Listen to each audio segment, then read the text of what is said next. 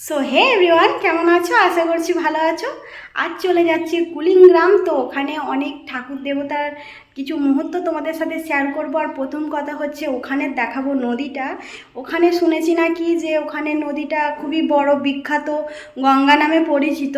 তো চলো তোমাদের সাথে শেয়ার করব। ওটা নাকি গঙ্গা হতে যে গঙ্গা হয়নি, সেটাই তোমাদের সাথে শেয়ার করব। আর ছোট্ট ছোট্ট মুহূর্ত তোমাদের সাথে শেয়ার করব, দেখতে থাকো। এই যে আমরা বেরিয়ে পড়েছি, আমি যাচ্ছি, মা যাচ্ছে, বাপি যাচ্ছে। তো রাস্তাটা পুরোপুরি দেখালাম না, অনেক বড় ভিডিও হয়ে যাবে। আর দেখতে দেখতে আমরা পৌঁছে গেছি মন্দিরে। মন্দিরের বাইরেটা প্রথমেই তোমাদের দেখিয়ে দিই কতটা সুন্দর। আর ভেতরটা মানে বলার কথা না, খুবই নির্জন ঠান্ডা একটা জায়গা, খুব সুন্দর হাওয়া দেয়। এখানে বসে তুমি মানে শান্তি উপভোগ করবে। খুবই সুন্দর এখানে, মানে পরিবেশটা ফাঁকা ফাঁকা, মানুষজন খুব একটা থাকে না। আর আমি একটু লেটে চলে এসেছি, মানে অনেকটা বেলা হয়ে গেছে বলে, পুজোটা হয়ে গেছে তাই তালা দেওয়া আছে।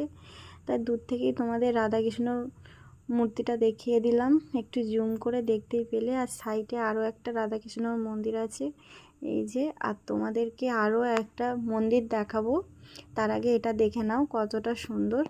আর সেই জায়গাটা আমি দেখাবো কোনটা দিয়ে যেতে হয়। আর এই যে মন্দিরে চলে এলাম, এখানে আছে নাথ। আর এই জায়গাটাই হচ্ছে মেন, ওই জায়গাটাও মেন, এই জায়গাটাও মেন। কারণ এই যে এখানে আছে একটা গরু, এর জন্যই এখানে অনেক কিছু পাথর হয়ে গেছে, এই নদীটা আটকে গেছে, কারণ ডেকেছিল ভোরবেলায়। আর এই যে চিলটা, তার জন্য এই নদীটা গঙ্গার সাথে মিশতে পারেনি। অনেক পুরনো কাহিনী আছে, দাদু ঠাম্মার কাছে শুনেছি।